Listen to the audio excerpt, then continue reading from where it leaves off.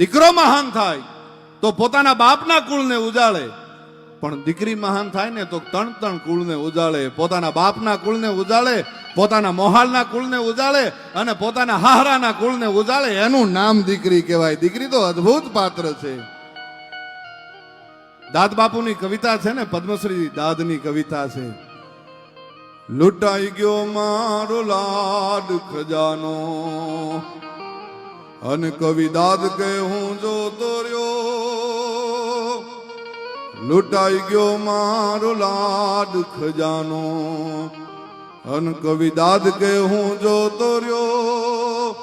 એ જ જાન ગઈ મારો જાન લઈ, જાન ગઈ મારો જાન લઈ.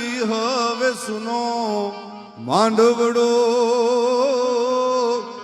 કાળજા કે રોકટ કો